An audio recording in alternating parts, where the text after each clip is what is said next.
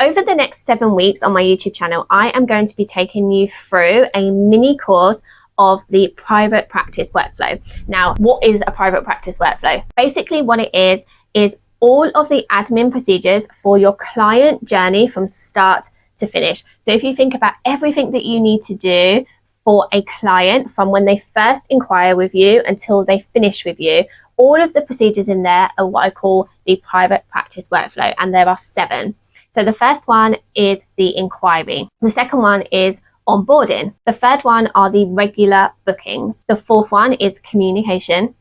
The fifth one is invoicing. The sixth one is client reports or client notes. And the seventh one is offboarding. I'm going to do one video for each of these areas, and I'm going to help you create your own private practice workflow, your own client journey for your private practice. This is going to be really valuable, and I would really love for you to start at the beginning. So whether you're on video 2, video 3, video 5, I want you to go back and start from video 1. It's going to really help you put everything in order so that you can create this for your own practice. I'm also going to create a mini course out of this. So I'll leave a link in the description. Once it's created, you'll be able to click the link and log on Thinkific so that you can go through the course, and it will have all of the resources that I talk about all in one place, so you don't have to sign up for all the different free resources, because I go through quite a lot in each of the videos. So let's get started right away. And in this video, we are going to be talking about onboarding.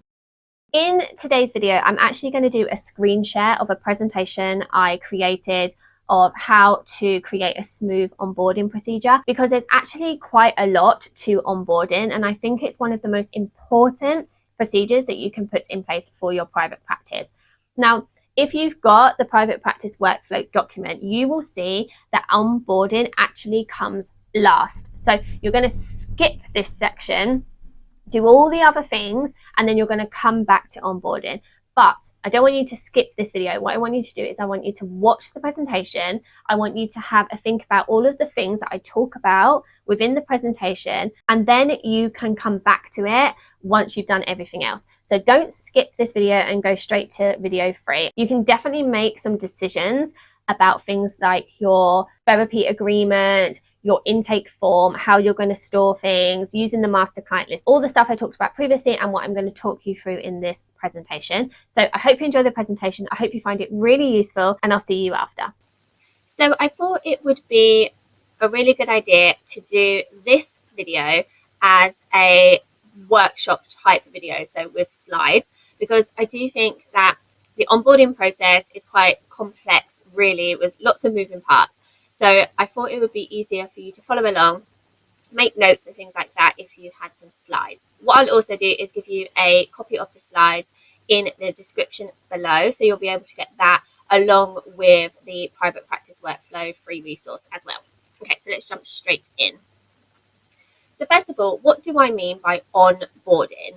It's basically the process of taking someone from an inquiry to a client. So it's everything you do in between that. It's all the different types of admin procedures that you're going to put in place for that new client before you see them for their first session. Okay, so why should you have an onboarding process at all? One thing I will say is, even if you don't have an onboarding process that you have thought about and written down and you put into place for each particular client, you will still have an onboarding process. Your client will still feel like there is some kind of process from when they sent that first email inquiry to when they do their first session with you. And if you haven't got one in place, they are going to have a negative experience between those two things. So the first reason is because it shows you a professional service. Clients really do take starting therapy seriously. It can be a really big decision for a lot of people, as I'm sure you're aware. So actually putting them at ease and having this really guided onboarding process all the way up to their first session is really going to make that seem really professional, and that you know what you're doing and that they've made the right choice. Second of all, it's repeatable. Once you have put all this in place, you can repeat it for every single client. You'll always have the answers to any questions that come up, and every client will get the same experience. It will also speed things up for you once you have email templates for all of this stuff, and a procedure for the paperwork and all the stuff we're going to go through. It's going to speed things up for you.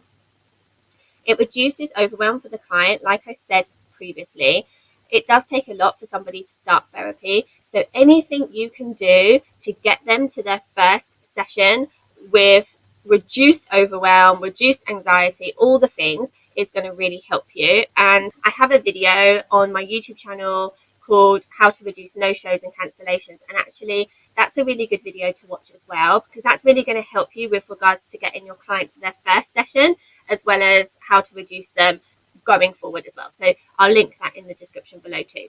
It sets expectations and boundaries. So for example, what is your cancellation policy? What can they contact you about and when? When do they need to pay and how do they pay? All of those things are really important, and they are things that your clients are going to worry about if you don't put them out there in the first place. So they're going to have these things on their mind, and if you don't realize that and offer that information to them before their first session, it can cause problems later on for you and for them. And finally, it is shown to have a higher client retention. And what I mean by shown is that all the clients that I've worked with have told me that once this procedure has been put in place, more clients show up to that first session than they did beforehand. And also, because of all the other benefits that I've just talked about, it makes them stay longer too. Okay, so there are some decisions that need to be made ahead of time. And there's quite a few here, which is one of the reasons I wanted to do this as a slideshow. But the first area you need to think about is all of your own policies. So what is your cancellation policy, your no-show policy? How can your clients reschedule? Are they allowed to do that? What are the parameters around that? If they want to cancel at short notice, do you allow them to reschedule in the same week? So you need to have a think about that. You also need to think about how you like to be communicated with, and put that in your onboarding procedure. I would even say to talk about that in the intro session that you have with them, or the phone call, whatever it is that you do, even if it's just an email. You want to be able to let them know that it's okay to communicate with you outside of sessions if it is, and if it's not, what you will allow them to contact you about. You should also think about any reduced fees. Lots of times when you have an inquiry with a new potential client, they may ask you about reduced fees, and you need to know, do you offer that? If you do, how many people have you got on those reduced fees? So you need to think about, okay, this is the amount of people I need at my full pay-in fee, and then I can offer 10% at reduced fees. And you need to know if you've got that 10% full or not. So it's a really good thing to think about these in advance, so you're not caught off guard and you're not accepting people on that reduced fee when you really don't want to. Because if you haven't thought about this up front and someone says, oh, I can't afford your full fee, can I pay £10 less? If you haven't got this information, you might just say yes because you want the client, or because you just feel funny about talking about money. So it's really important to understand this information. Next, you need to think about your invoicing process, and I will have a full video about invoicing. And the funny thing is, actually, in all of these stages of the client journey, the private practice workflow, onboarding actually comes last as a thing for you to think about, because everything else you do up until that point determines how the onboarding procedure goes. So if you download my free resource, it will say leave this part till last, because although it comes second in the client journey, so once you've had the inquiry, you're going to move on to the onboarding, actually everything else that goes into the private practice workflow mini course that I've created makes the decisions for you on how your onboarding procedure will go. So I'm not going to go into invoicing too much because that will come in a later video, but these are really important things to think about. And one thing I will say just in this video is, however you decide to do invoicing, sending an actual invoice is going to be the best thing that you can do. It's going to improve the likelihood of you getting paid on time. It makes you look professional. Like, there's so many benefits to it. And I would definitely say, as like a given, whatever you're doing, please send an invoice client. And then finally, you need to have a think about what systems you use. So what ones you're currently using or ones that you might want to use. You want to let them know if they're going to get appointment confirmations and reminders. You need to have a think about how your paperwork is going to be sent out, and we're going to be talking about that in a second. And you also want to be able to tell your clients how their information is going to be stored. I 100% recommend Google Workspace for therapists in private practice if you're right at the beginning of your journey, or if you haven't got any system in place currently. So even if you're quite busy, I would say start with Google Workspace. See if it has enough for you to manage everything before going to an EHR like Power Diary.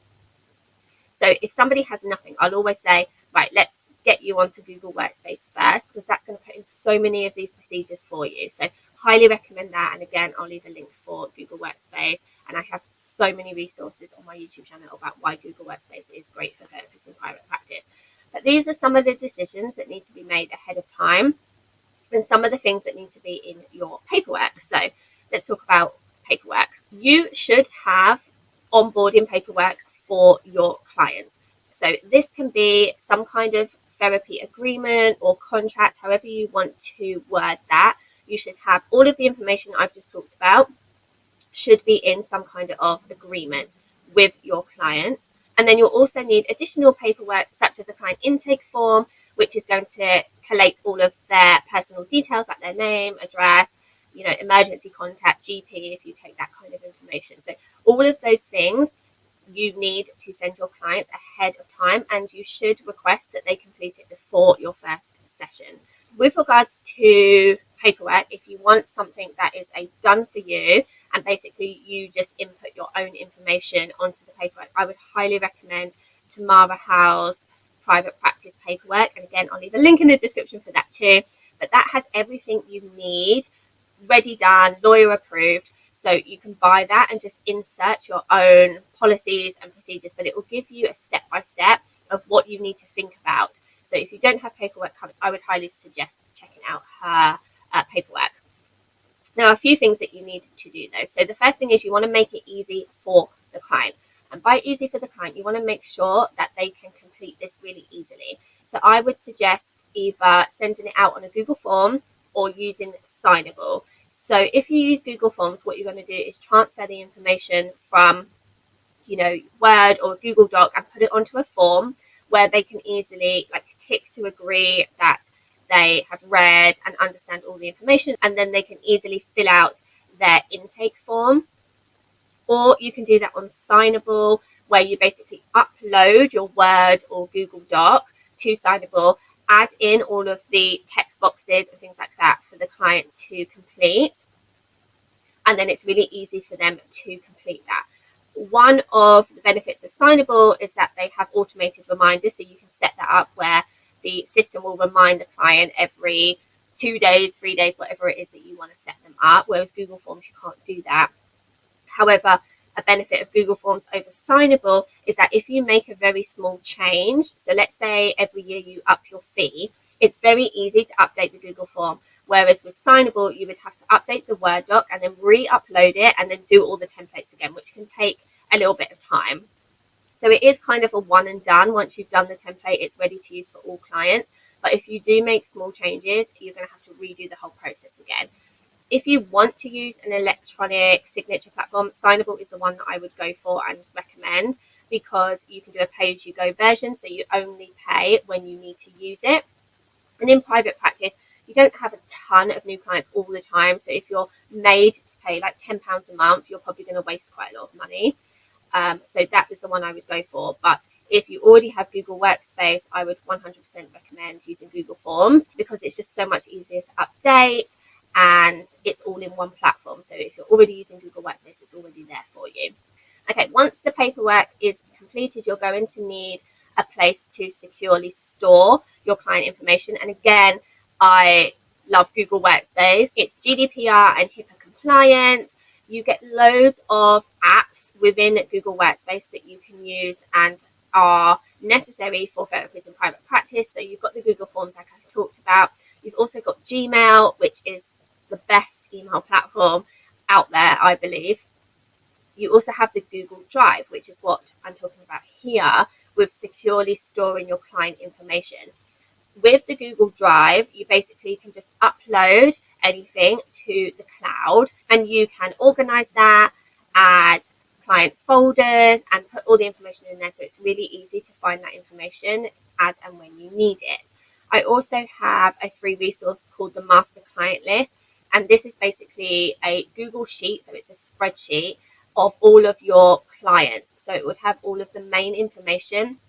It's got a tab for inquiries, a tab for the waiting list, a tab for your current clients, and a tab for your past and previous clients. So you can basically have everything in one place, so that if you ever needed an emergency contact, it'd be really easy to look at that one document and find that information. It's really easy to also have a look at your inquiries and see what percentage of them are converting into actual clients. You can also see where your inquiries are coming from. So I'd really recommend downloading the Master Client List. And again, I'll leave a resource with all that below. Another reason I love Google Workspace is because it is approved for you to store healthcare information. So once you sign a BAA, which you can do on your admin console, so it's the back end of Google Workspace, you can store information like clients' GP and medications and anything like that.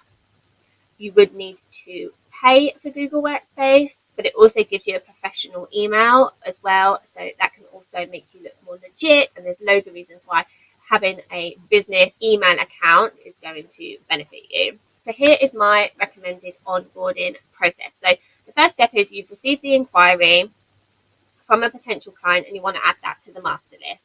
You're then either going to invite them to an intro or screening call, or you're going to email them back and make an offer there and then. It's up to you how you do that. A lot of therapists do like to have that screening call because it's not just to make sure that you are a right fit for them. You also want to make sure that the client is a right fit for you.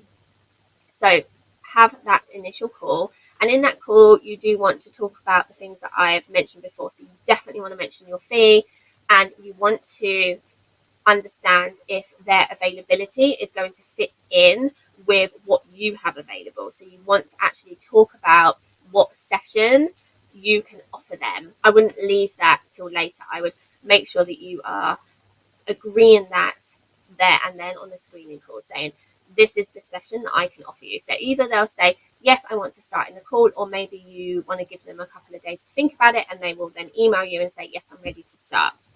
However you want to do that is fine.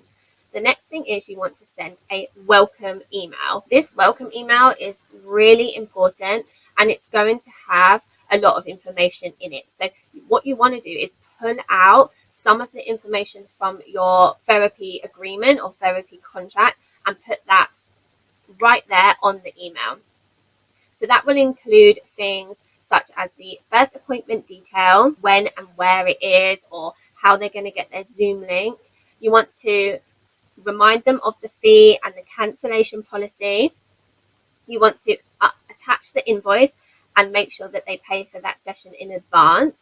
So what you might want to do is say, right, we're just going to pay for the first session and see how we go, and then you can put in your standard invoicing procedure. So maybe you charge for a month in advance, or maybe you charge a month retrospectively, or maybe you charge per session anyway. So it's just getting them used to paying you up front.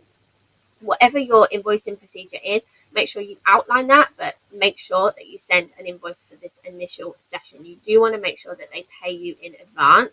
If they do, they are so much more likely to actually attend. I have another free resource called Gmail Templates, and this has a draft of a welcome email that you can edit and things like that. So I'll also leave a link in the description for my Gmail templates, and that will give you all of the information that you might want to put in a welcome email. But this welcome email is such a crucial part of the onboarding procedure. It really does tie everything together and will have huge benefits for your client actually turning up to their first session. The next step is to send the paperwork. So if you're sending it via Google Forms, you can put the link to the paperwork in that welcome email. So you can say, here is a link to my therapy agreement and the client intake form. Please make sure you complete this before our first session. Or if you're sending it via Signable, what you can do is just say, our paperwork will be sent to you via Signable. Please make sure you complete it beforehand. So however you want to do that, you want to make sure you send the paperwork and ask them to complete it before the first session. Get all of the kind of admin stuff out the way before that first session. You don't want to overload them with information. They can read that in the therapy agreement, but there are some key things that we're pulling out and just put in front and center onto that welcome email. And finally, you want to store the information somehow that you receive back. So whether they've completed the Google form or whether they've completed that signable paperwork, you want to make sure you're uploading that information onto some kind of cloud system. I obviously recommend Google Workspace, and updating that master list with the key information so you have everything about your practice in one place. Okay, so I realized that was a lot of information in one video, but I really do think that the client onboarding procedure is one of the most important things that you can do for your private practice to ensure that you are getting clients started in the right headspace. They have got all the information, you're reducing their anxiety, you're showing them what a professional therapy practice you are, and it's really going to set you up for a great therapeutic relationship. I'm going to leave links in the description to Tamara Howe's private practice paperwork, to the master client list, and the Gmail templates if you didn't download them from the inquiry lesson. Next week and in the next video, we are going to be talking about regular bookings. So I really look forward to seeing you in that video. For now, thanks so much for watching.